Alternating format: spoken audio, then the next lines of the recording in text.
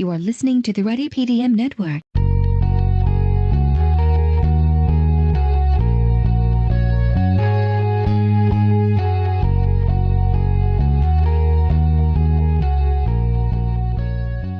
This episode is brought to you by Under 10 Consulting. For many organizations, it seems products get released by individual heroics. Yet most organizations need a small number of living documents, fewer than 10, to manage their products and services. Contact Under 10 for a product playbook designed specifically for your organization. Are you ready? So what are the top 3 things you're looking for? So what did you W-2 last year? So how old are you? Sorry, when did you graduate? We build the teams that drive revenue, and that typically consists of sales, marketing, and product management. I need you to find me a director of sales. Can you tell me more about the job? Well, the director of sales does some directing, and some selling too. Working on a director level to sell things. Got it? I need you to be much more specific. I'd like this person to be funny. The last director of sales was very funny. And we finally found a person, and then finally the client told us, well, yes, and we're going to put him on this new account that we've just got, this company called Google. The first one that I see most often is people feel rushed and they end up getting a candidate, they think it's good, and they choose that candidate. And I fundamentally believe that having one candidate is not a choice. To be candid, the most obvious way is to have a very robust LinkedIn profile. So the first thing we're going to talk about is the traditional recruiter. Now, a recruiter is somebody that is hired on contract, usually by an hourly basis or through a service. And the company is looking for that recruiter to source candidates. So usually we've got a hiring manager that's just too busy to do the sourcing themselves. They're already, overworked in their full-time job. So they hire an agency to find the right candidates, sift through them, and give them just the top prospects for them to schedule interviews with. And it's really like detective work, legwork. And so you need to, if there are 80 people who fit that profile, you're going to need to reach out and have 80 conversations. And what that's going to do is that's going to yield about 8 or 9 people who at that particular point in the year or their career are actually open to making a change. Hello, Ready Product Radio heads, and welcome to another exciting episode of Ready Product Radio. This week we talk with Martyn Bassett, leader of one of Toronto's leading product management recruitment firms, Martyn Bassett Associates, and veteran recruiter with more than 30 years of software and technology recruitment experience. Discoverability is important for our products, but it is also important for ourselves. In this episode, Martyn talks about how recruiters can help you to be discovered for that next big product adventure. He also gives us an inside look at how recruiters work and think and how to best engage with a recruiter. Ready Product Principle number 8 is, to be discovered, be discoverable. Unless you're an entrepreneur, you can only create great products if you get discovered by great product companies. Recruiters are a good way to increase your discoverability. Enjoy the show. Martyn Bassett, welcome to Ready Product Radio, and thank you for taking the time to speak with us. Martyn, I've known you and worked with a number of your team members over the years, but why don't we start for the benefit of our listeners? Maybe you can give an introduction and overview of both yourself and your firm, if you could, please. Well, thanks, Al. Thanks a lot for having me here, and great to chat with you. Excellent. So our firm is a search firm, and we typically are asked to work with early stage to mid stage software companies. We like to describe the area that we specialize in as we build the teams that drive revenue. And that typically consists of sales, marketing, and product management. Most of the organizations we work with are anywhere from early stage VC back up to 30 to 50 million a year in revenues. Most of them are Toronto based, but many of them ask us to find people in other parts of North America. So it gives you a bit of a highlight. Yeah, good. That's great. So Martyn, this podcast, the Ready Product Radio podcast, is really about product people of all disciplines and basically helping them be ready, hence the name Ready Product Radio, for the many challenges they'll face in their product journeys. Certainly one of those challenges and I know this from my own experience, is just finding good opportunities. So I'm really looking forward to our talk, and I think our listeners will really benefit from hearing your perspective on how to help connect with really great opportunities. So, Martyn, I usually have 3 topics in mind just to provide a bit of a starting point for the discussion. So I thought for yourself, I was looking at your website, and I saw that you have a mission statement on there, which is great. It says, leading tech companies trust us to deliver best-of-breed candidates for sales, marketing, and product management roles. So first point, I think maybe for the first topic, let's just drill into what that best-of-breed candidate looks like. And then secondly, if somebody's just starting out on their career, because I imagine a lot of the listeners to this podcast are listening because they're early in on their career and they want some career advice. What would you suggest that they focus on so that over, let's say, 5 or 10 years, they're building towards what you and your firm would call a best-of-breed product manager? And then the last thing, a lot of people learn well from understanding the mistakes to avoid. So the third topic I thought we'd talk about is, in your experience with working with candidates, what are some of the top, mistakes that you see, or maybe missteps, or even misconceptions? What are the top 3 challenges really that you see from candidates in terms of working with a firm like your own? Do those sound like good topics? Yeah, absolutely. Yeah, that's great. Excellent. All right, Martyn. Well, let's jump in on the first one then. So let's talk about your mission statement. It's a really good, what we'd call in product world, value proposition. So when you talk about best-of-breed candidates, for our listeners, what would you, how do you define that best-of-breed candidate, and what are some of the specific attributes, experiences, and skill sets that you're looking for in those candidates? Sure. Yeah. No, that's great. Good to focus on that. So I'll put it in a bit of a context, and that is, so we are search driven by our clients. So sometimes we work with individuals to help them sort of survey the market to see which organizations could be relevant for them. But for the most part, organizations engage us to go and find people that they want to hire at that point.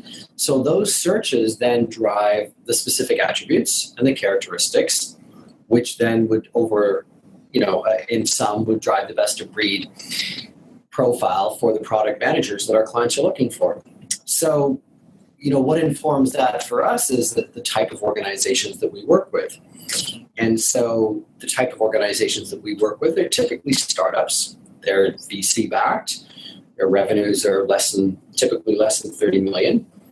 Frequently on the product side, they're either hiring their first VP of product, or that person is then building out the team, and it's really they're expanding the team.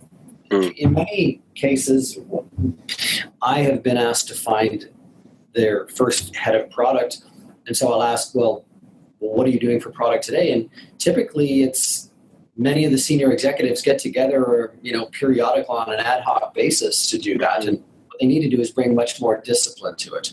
So that's the type of organization that's, it's their first foray into this area. So it becomes a very important role for them, and they tend to be fairly risk averse. Well, what does that translate into? They want somebody who's doing the job today, and they want somebody who's doing it at a similar organization. So these days, most of the clients that we work with are building a SaaS platform. So they'd like somebody coming from there. They're typically using an agile Scrum methodology, and so that's what they want. They don't really want somebody from a waterfall background. And most of the clients that we work with are B2B. So they take they tend to be a little bit snobbish perhaps toward B2C organizations, don't think that they're going to be relevant for them. The types of searches we've done recently, what they're asking us are get people who bring an engineering background, come from an agile environment, have worked in a B2B software environment. And then the other part of it is typically what they want to see is experience where they've either owned or contributed significantly to the roadmap But then they also want metrics around that. So there have been releases of software on a regular basis, and that they've grown the revenue or metrics around that, whether it's customer acquisition, whether it's sales. So those tend to be the defining profiles that they're looking for us. Mm-hmm. Some organizations want to add or think that they should be adding subject matter expertise to that. We're finding we've got many examples where individuals are able to move from one marketplace or one industry understanding and, really do well moving into others. And typically, the better product managers are actually, the discipline that they bring to really discovery and analysis means that they're really able to move from one marketplace to the other fairly effectively. Mm-hmm.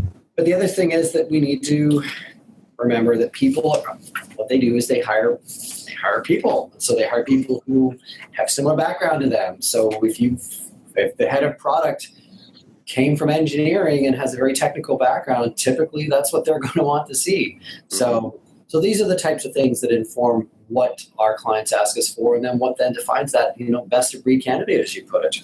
Mm-hmm. That's good. So just to go into that a little more detail, what is the average, without giving away any trade secrets or anything, but what is the average timeline for you to find somebody like that? Because that's sounds like a pretty challenging job to hit all those requirements. Yeah, so we find there are a number of different aspects that inform what that is going to look like. So we may be very fortunate in that we get a search and we complete that. And typically, if we're starting a brand new search and we don't have anybody recently that we've spoken to who aligns to that role, then between doing the research, contacting people, waiting for them to get back to us, continuing to chase them down, we're looking at sort of 5 to 10 business days. We've got the interview process to go through. So, you're looking at about to identify these people, you're looking at about 2 to 3 weeks. And sometimes we may get a search and it's actually very, very similar to a recent search that we did. Mm-hmm. And the thing with searches is it's not about does the person have the background, because while that's really important, the actual more important part for us, which takes the percentage of candidates that are relevant from 100 down to 10, is are they willing to make a career change today, and is this an opportunity that they find exciting? Mm-hmm. So that then becomes the really the key consideration for the timing of how long it takes us to find the right person. Yeah, exactly. Because I imagine a lot of the really strong candidates are somebody likely has already recognized their strength and they might be happily employed somewhere.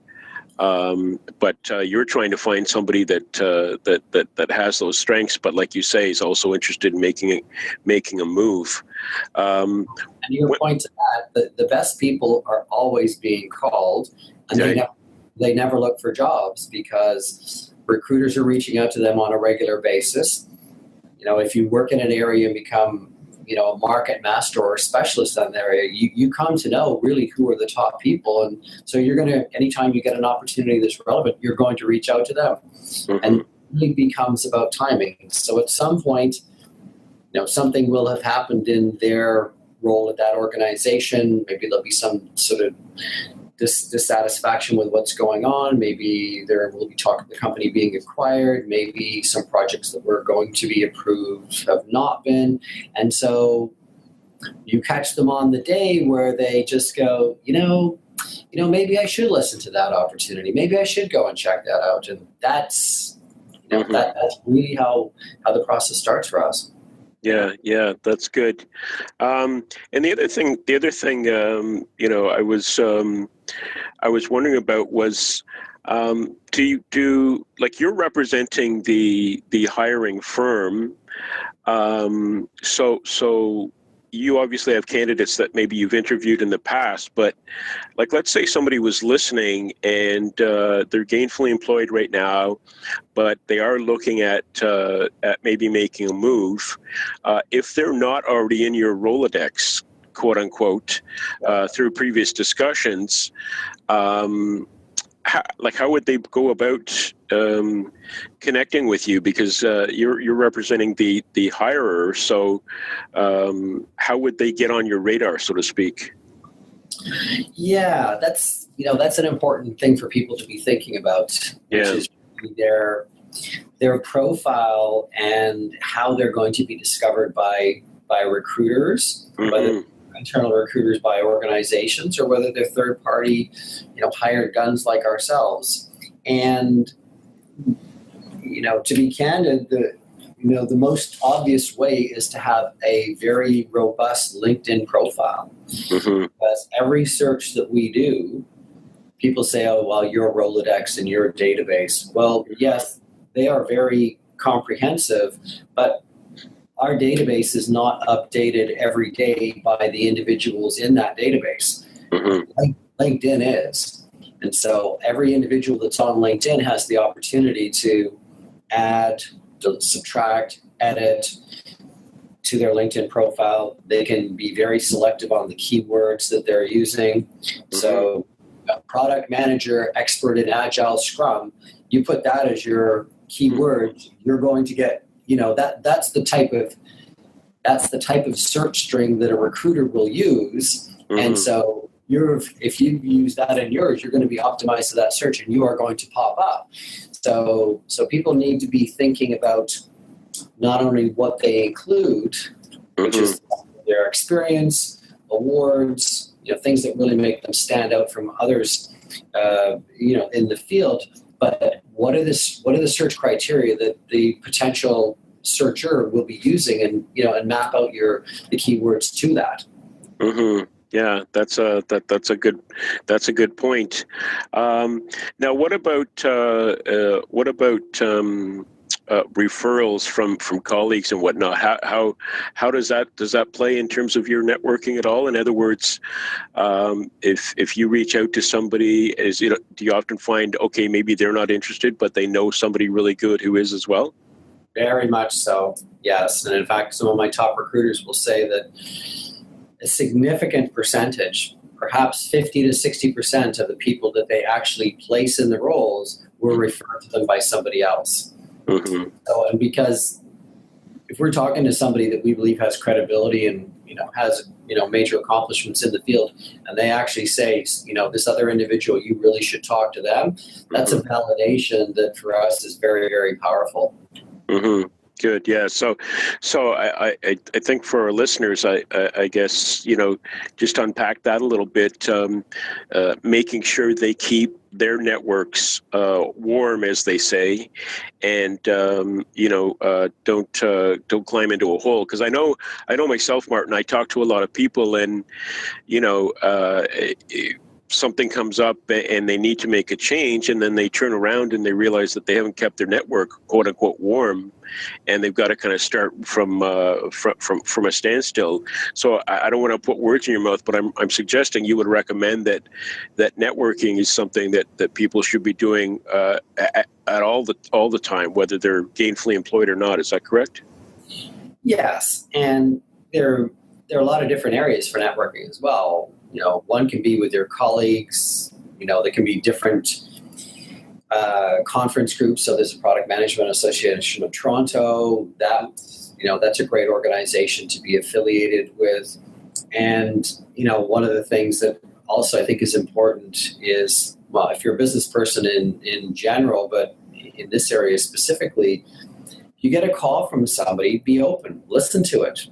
Find out what it's got to say. It may not be for you at that point, but if you provide direction or some sort of insight for a recruiter that helps them fill a role or helps them gain some insight, they're not going to forget that. And they're going to call you the next time they've got something. And maybe the next time is actually when you're considering making a change or find yourself needing to make a change. And so that, as you put it, networking or staying in touch or being open to hearing about things, I think is very, very important because, most of the roles, I don't know about most, but a significant number of the roles that we work on are not advertised. Mm-hmm. That could be because the company just doesn't want to do it, or perhaps they're making a replacement and they don't want it public, Mm-hmm. or it's a new venture, it's a new initiative, and they just want to, sort of do it in a, not, I'm going to use stealth mode, but that implies different things, but they just want somebody to take ownership and go out and do it. Well, okay, how is anybody going to learn about that except if that hired recruiter contacts them about it? So that's why it's important to be open and be willing to engage in conversations. Yeah, no, that's good, and we've all read about the quote unquote hidden job market and seen the stats that most of the opportunities are like the big part of the iceberg, right below the surface level. Yeah, where people can't see them. That's that's good. So what else can you tell me in terms of how you operate? Like, are you? Because I know there's two different arrangements recruitment firms can have with employers. One is a one where they're using maybe many recruiters, and then another one is a more exclusive arrangement. Do you typically have exclusive arrangements with your hiring companies, or do you share opportunities with other? Yeah, you're right. There are different types of organizations. Typically, what we're looking to do is we're looking to engage in a committed relationship with an organization, and so that means it's going to be an exclusive arrangement. And right. frequently, we're looking at it, and we're looking at a financial commitment to start that process. And there are a lot of different thoughts on this, but I think it really goes to commitment and dedication. And so if a client commits to us, then we are, at that point, we're dedicated to filling that role. We feel obligated to fill that role. And we also know that by investing our resources, which is time, to execute and fulfill the role, that we are going to be compensated. And so it's very, very easy, and it makes perfect business sense for us to justify that. So if, however, an organization says, well, we'd like you to see who you can find us, but we're also working with a number of other organizations. So a number of different things happen about that. So number one is we are not going to commit the resources over a period of time to ensure that we fill the role. Instead, what we will do is we'll do a very rapid search through our database or who we've spoken to recently, and we will send them over to that client as quickly as possible, because in the world of recruiting, it's about time of who represented the person first to the organization. Right. So it's a bit of a race, and that really will be the extent of our efforts. And that may not really be necessary to fill the role. You may need to make more efforts in that. So organizations think that, or there's a perspective on the part of companies that, well, I want to make sure that all potential candidates are uncovered. And if I get, 2 recruiters doing that, then I'll come up with twice as many people, and 3 recruiters 3 times as many, or whatever the rationale is behind it. That's not really the case. If you take it, almost any specific role, there are really a finite number of people who have the skills and experience to do that role. And so the determining factor, and I go back to what I talked about previously, is not whether the person can do the role, but whether they're open to making a career change today. And so people don't, in general, advertise that. I mean, if you're working at a job and things are going well, you're probably not going to put on your LinkedIn profile in the keyword search, open to making a career change, because you're going to get a call from HR or your boss going, hey, is this right? Are you actually looking for a job? So most people keep that confidential. Yep. So the only way that anybody is ever going to learn about that is by contacting them directly and discussing about an opportunity and seeing if they're confidentially open to evaluating an opportunity. And it's really like detective work, legwork. And so you need to, if there are 80 people who fit that profile, you're going to need to reach out and have 80 conversations. And what that's going to do is that's going to yield about 8 or 9 people who at that particular point in the year or their career are actually open to making a change. So that's a lot of work. And so we all make decisions based on, incentives. So if we think that there won't be an incentive, we're certainly, because somebody else might, make the deal, we're certainly not going to commit the, hours and hours and days necessary to do that. So most organizations are, depending on the seniority of the role, the importance of the role, or where they're at in the hiring cycle, because perhaps they've been frustrated for, weeks, months, they really are looking for somebody to own the search. And that's really the relationship that I'm looking for with clients, is that they want to give me the headache, the pain, and we will go and we will solve we will come up with a person that solves their headache. So that's our business model. Yeah, no, I understand, and I have worked a couple of times in those startup type environments, and you're right. You're so busy typically, all the executives at that startup that you don't really have time to be doing the interviewing. So it's great to have a trusted partner that you can just hand that off to. Go ahead. The other part that's really equally important, I think, is that if you pick one organization, and you're right, you have to have trust and you have to believe that they really understand you, is that as you share with them your corporate culture and your values and the kind of, what the mission looks like and your vision of where you want to take the company, that recruiter will have the opportunity to evaluate a number of individuals. And there may be 6 who are really good, have the skills in the background, but of those 6, maybe 2 really don't quite align. But if the person knows that there's a commitment on the part of the organization to just work with them, they're then going to tell that client, I don't think you should meet these 2 people because here's what I'm thinking. I don't think they're as aligned to where you want to go.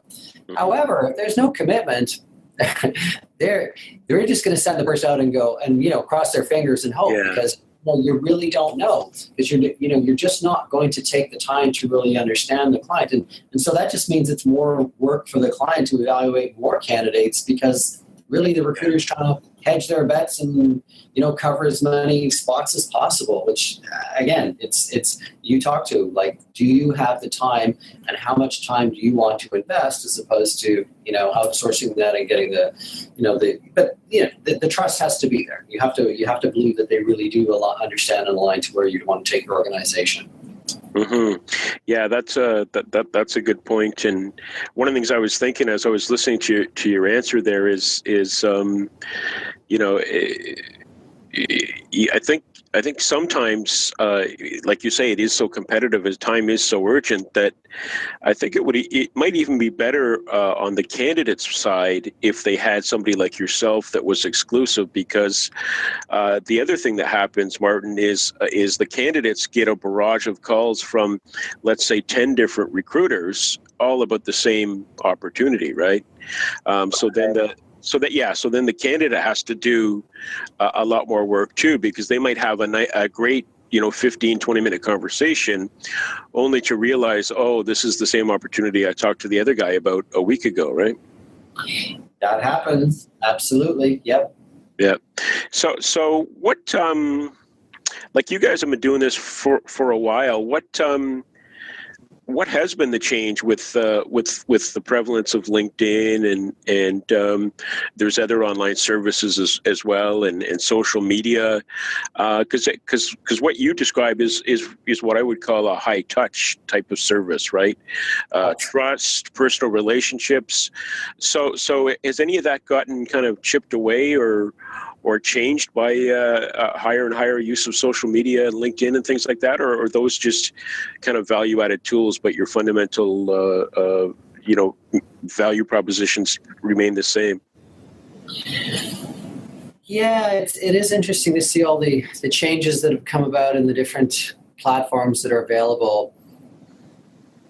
If you think about a person who's doing really well at their role, their company, and they're and they're good, but they're open and they're going to take a call and they're going to listen.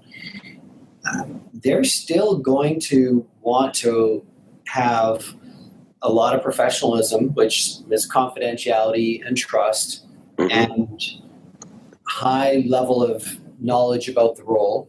And so those things, so they're going to want to work with a partner or a counselor advisor who really understands the organization well.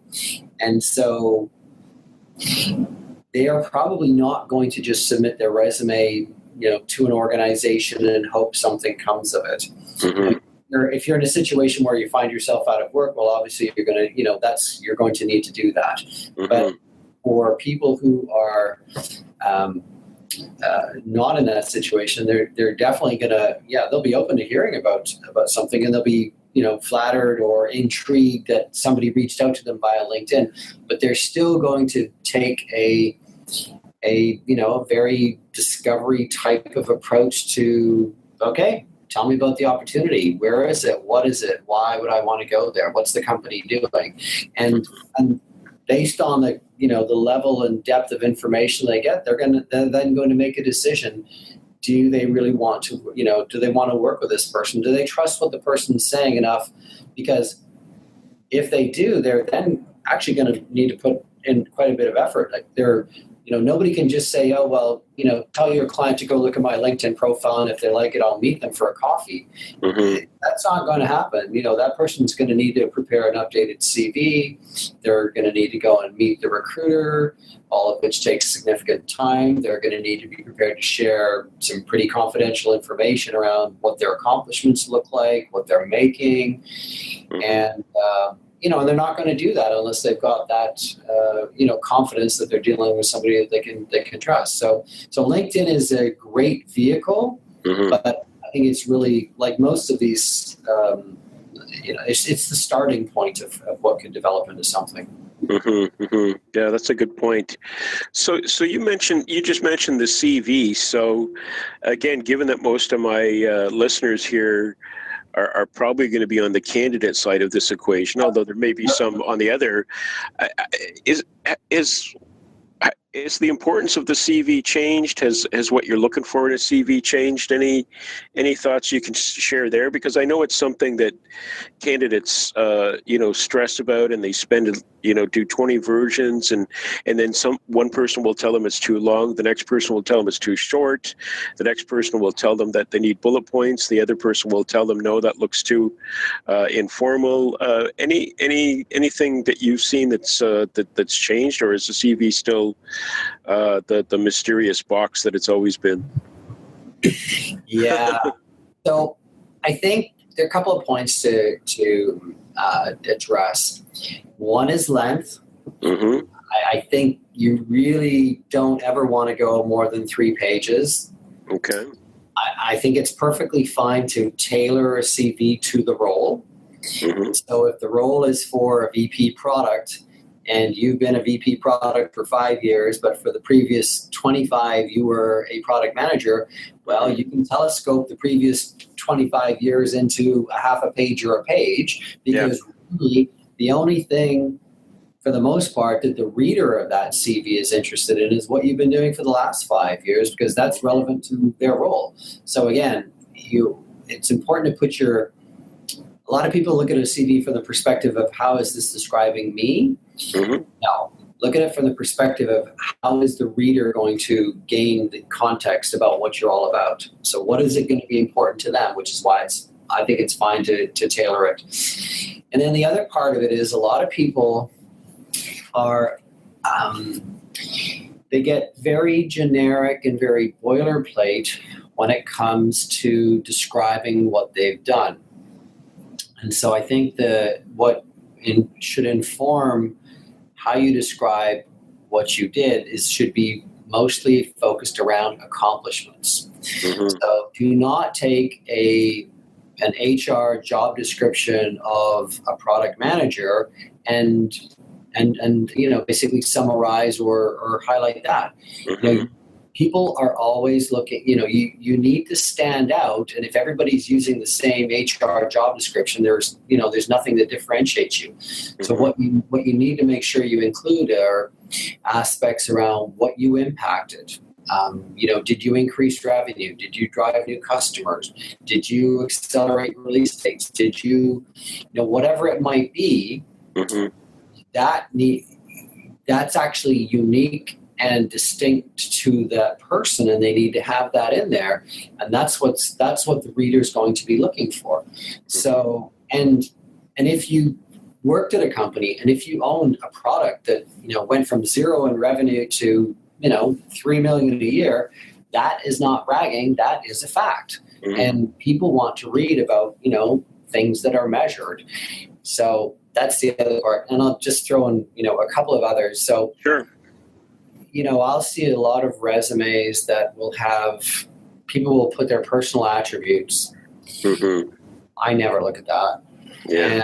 And, things that are subjective, I think you really, really want to be careful about how much time you put in there, because the reader is not really going to pay that much attention to that. And so if you look at being concise, you have so much essentially real estate or page space that you want to include relevant information about yourself.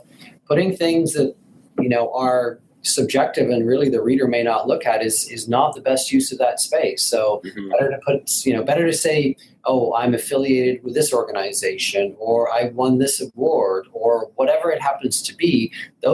Those are the kind of things that readers look at and go, wow, that really jumps out at you. So we're saying, oh, I'm a very articulate, intelligent, collegial, affable person.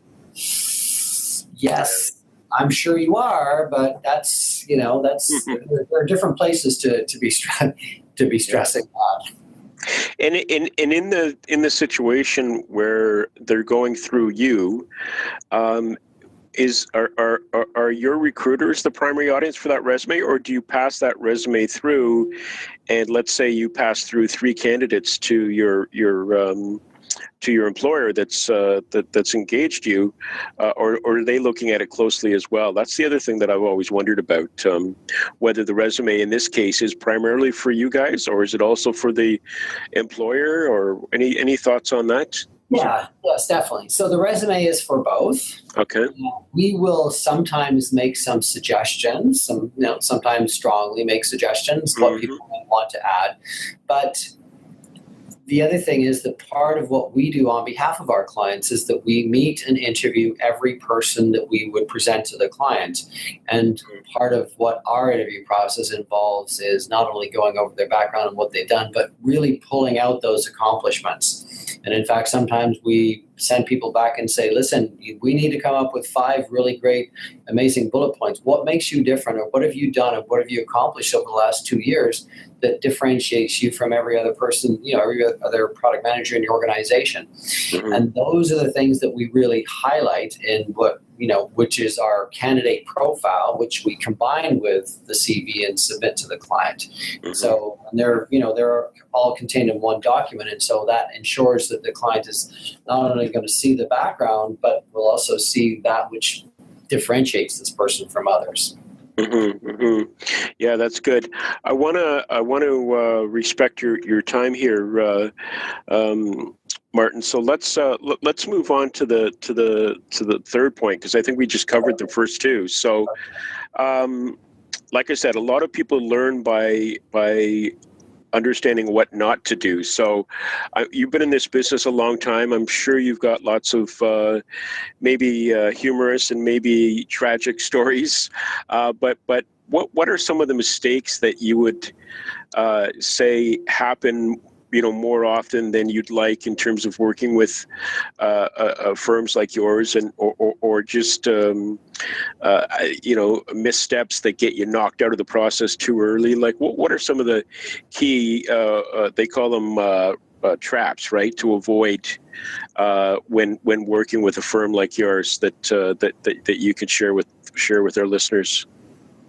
Yeah. So change the names to protect the innocent, of course. Yeah, I mean, I'm not going to provide any specific scenarios, but I think it's important to a couple of things. I think it's important to understand the relationship that any individual would have with a recruiting firm, and that is that it's a free service. And whereas the client, it's a paid service. Right. And so that which is free means you need to manage your expectations accordingly. Mm-hmm. And that the recruiters are driven to fulfill the client's wishes. And if you turn out to be the individual who has a profile that the client is interested in, you are going to get an awful lot of close attention. You are going to feel very, very special. But if it turns out that for that specific search, your background is not aligned to what the client wants, Mm-hmm. they're going to, the better recruiters will explain that to you and let you know that they know what your background looks like, they know what your interests look like, they know where they could, the kind of roles that would be relevant for you moving forward, but that at this particular point in time, this is not the role, but we will be staying in touch. What a lot of candidates get very frustrated with is they just never hear back from the recruiter. Mm-hmm. Well, and yes, that's frustrating, but people can't take that personally because, how should you be looking to maximize the benefit from a recruiting firm? Well, so number one, you need to be open to listening to a call because, so I'll never forget, we had a search with a fiber optic company years ago, and we were looking for a certain kind of a person, customer specialist person. Mm-hmm. And this was, I don't know, 10, 12 years ago, something like that. And we finally found a person. And then finally the client told us, well, yes, and we're going to put them on this new account that we've just got, this company called Google. And I thought, oh my word, this could be life altering for whoever gets this job. Right. Well, if somebody takes our call and just dismisses us out of hand and I'm busy, we're never going to call that person back. And in that specific instance, that could have been very dramatic in terms of the effect on their career. So yeah. I think individuals should it takes 2 minutes, at most, to just say, well, okay, what have you got? What are you talking about? Yeah, now is not the right time for me, but let's stay in touch. Maybe you want to talk to this person. And so you want to make sure that you're hearing about everything just from a market perspective. Mm-hmm. So, and the other part is that recruiters know, the better recruiters will know a lot about their client, and they'll know what that client's looking for, and they'll also have the benefit of getting feedback from other individuals that met that client, and they can share that with you. And some of that can inform how you approach the meetings that are coming up. So, the other side is be open to coaching. Mm-hmm. So, most people who are professionals in their career, they've gone through interview processes, they've got jobs, they've not got jobs. So a lot of people think, yes, I've got a handle on this. Well, yes, but in almost any case, you can always get a little bit of advice that potentially could help you. So that's the other part of it that I would say. And then the last part I'm going to just say is more specific to technical people, product managers, far less so to salespeople, and that is know how to sell yourself. Mm-hmm. And selling yourself is not bragging and saying, I'm an amazing person, but as I said, it's factual. If you did score 50 goals last year in that hockey league, that's what you did. That is a fact. Mm-hmm. You can then get into, well, what was, maybe it was your teammates that helped you or the situation, what have you. But, clients they want somebody who stands out. And so always be thinking about, so how am I going to position myself, or how am I going to align what I've done to where, so that this person I'm talking to is going to come away with the feeling that I'm going to be able to add value from the minute I walk in the door. Because that's what I'm looking for. Mm-hmm. A couple quick questions along these same lines, Martyn. So, can you talk to me about the value of an MBA, specifically on the product manager side? Is it mandatory? Have you seen strong candidates do fine without it? Is it kind of neutral? Can you talk about that? I would say neutral. I cannot remember the last time that that was part of even a wish list. Okay. So these days, the wish list is engineer background. Okay. Because I think they want that understanding, and a lot of companies are concerned about how product managers are going to interact with the engineering team, and I think the level of they're looking for someone who's going to be able to establish that level of credibility, and so that if we're going to look at anything besides specific experience around product management, it's going to be to really get in there and understand. So, yeah, far more so. So I would say, yeah, absolutely, engineer far more so than than the business education or business school background. Okay, that's great. The other thing that I wanted to circle back on, just to make sure I understood it correctly, you were saying earlier that the ideal candidate for any position would be, again, from your customer's perspective, would be to basically find somebody that's doing the exact same thing they're looking for them to do at a company that's fairly similar to theirs. Did I hear that correctly? Yes. Okay. And where I'm going with that, Martyn, is if people are planning their career, when I extend that logic in my own mind, it says that, okay, maybe work with a recruiter when you're wanting to make a kind of a lateral move to a different company. But if you're looking to move up, that you might be better off doing that at the company that you're at. Am I stretching by making that extension, or am I on? No, that's a really good perspective. There's a lot of validity to that. So we get hired to find people that companies are going to pay for. That's how we phrase it. And they're going to pay for somebody that they can't find themselves, that they don't have to invest a lot of money in training, and that can walk in and do the job from day one. And so, as you put it, if you're looking to reinvent yourself into a different role, or if you're looking to get some sort of promotion, there are times when I'll have customers say, well, we're looking for this role, but if you got, and they always use the same general phrase, a young up-and-comer. Yeah.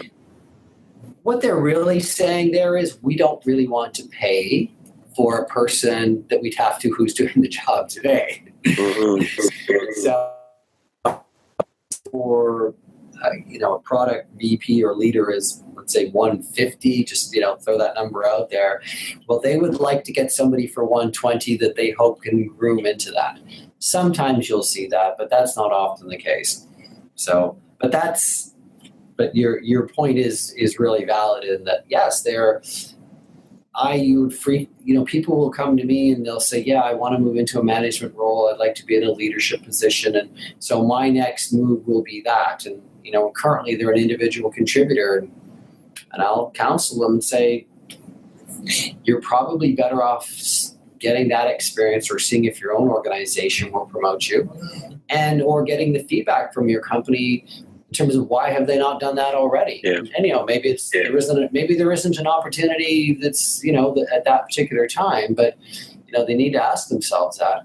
And if people are looking to do that, I would suggest that there's nothing wrong with using multiple approaches. So speaking to recruiters and letting them know that you would be open to that kind of a role, and if something comes up, well, then absolutely they can certainly see if they can help you find something. But people need to take ownership for that level of career advancement themselves. And if that means reaching out to everybody potentially in their network who could hire them into that role, or who could refer them into that type of role, that's what they're going to want to do. Because, and remember, if they then get that opportunity with an organization, that organization immediately now in their own mind thinks, we haven't had to pay a fee for this person. So if we believe they have the potential, perhaps we could send them on some management, supervisory, leadership courses because we believe they've got the capabilities and we got them, without having to engage the services of a third-party firm. Yeah. Good. So, before we move on to wrapping, what is it like today in the Toronto market? We're all hearing on the radio about the fact that the gas is moving towards or oil, I should say, is moving towards an all-time low, and Canada's economy is really dependent on oil. How's business for you these days? Is it up? Is it down? Is it the same? Anything you can comment on there? So our business is very niche focused. So any comment I have would really be somewhat myopic, right? And that work with venture capital backed firms. Mm-hmm. There are a lot of things that inform that. So there's going to be caution in the market in general, but there seems to be quite a number of firms that are getting very significant valuations and significant investment. Mm-hmm. And that's then giving them the flexibility to go out and hire. Mm-hmm. Toronto seems to be a hotbed for innovation. There's a lot of organizations that have sprung up here over the last few years that have done quite well and got, Series A and Series B funding and are growing significantly. Mm-hmm. So we're seeing quite a lot of hiring, and I think that's going to go through, I hope it's going to go through much of this year. A lot of the things you just really can't tell. As you said, we're now driving around. I actually saw gasoline and, the price per liter, the first number was an 8. Mm-hmm. And I thought, wow, how long has it been since we saw that? That's wild. So we all sort of smile and rejoice at that, but actually there's probably a number of negative factors that are built into that we really don't know how it's going to impact. But the world that we're in, as I said, valuations seem to be up, and there's some concern about that. But, companies are still closing big funds. They're then going to be looking for organizations to invest in. Mm-hmm. And I think the other part, which is sort of beyond my scope, but, with interest rates at historic lows, mm-hmm. where do people put money to get, where do big institutions and investors put money to get a return? Yeah. And, if I'm going to put a plug for, I read an article yesterday, a couple of days ago, and it was, almost all increase in wealth focuses around technological innovation and productivity. Okay, so let's see, let's get as much of that going in and around Toronto as possible. Yeah. Okay, that's a good place to move to closing here, because I do want to respect your time. So a question I ask all of my guests, Martyn, is for the, like I said earlier, for the younger people that might be listening earlier in their career, you've had a very successful career yourself. If you were to go back, let's say, 15 or 20 years and give some advice to the 15 or 20 year younger Martyn Bassett about business in general, what advice would you give yourself, and why? Sell Nortel at $120. Yeah, I usually get the stock thing. Yeah, it's the first answer to that. So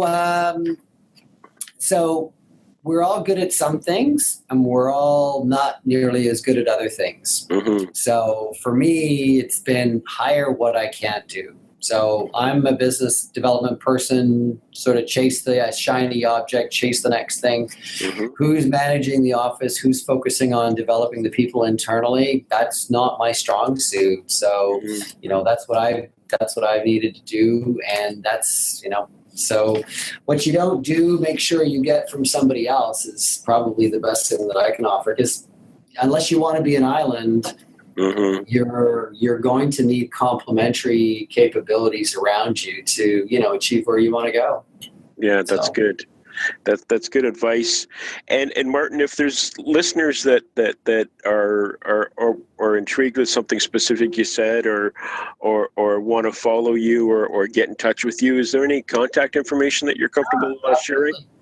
Yeah, well, my email is mjb@mbassett.com, and I'm pretty sure that's on our website, which is www.mbassett.com. yeah, that's the best way to get a hold of me, and happy to reach out and connect and have conversations. Anybody wants to reach out. And I'll spell that because it's 2 S's and 2 T's, right? So it's MBASSETT, correct? Correct. Yes. Everybody drops the second T for whatever reason. I did that earlier today myself, so I know that's true.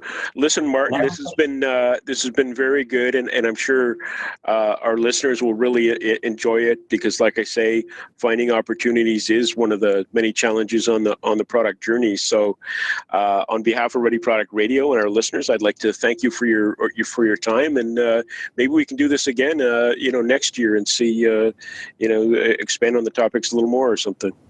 Sure. Well, Alan, thank you so much for the time and the opportunity to, share and, discuss the state of our industry. It's been great. Good. Thanks, Martyn. Today's podcast was brought to you by Under 10 Consulting. Get your product teams up to speed quickly with the latest methods and a proven process tailored to your organization. Thank you for listening to this episode of Ready Product Radio, part of the Ready PDM network. This is when most podcasters ask you to leave a review on iTunes if you like the show. My only request is if you found the show entertaining, inspiring, or informative, please share it with a colleague or friend who may feel the same way. Also, note that the views expressed in this episode do not necessarily reflect my views or the views of the Ready PDM network. If you want yourself or your product to be ready, then keep your eyes on your markets, your ears to your customers, your mind on their experiences, both good and bad, and finally, keep your hearts in your products. Until next time, thank you for listening. You can contact us on Twitter at Ready Product Radio. That's RDYPRODUCTRADIO. And on the web at www.readyproductradio.com. Gee, mate, what do you want to do tonight? The same thing we do every night, Pinky. Try to take over the world.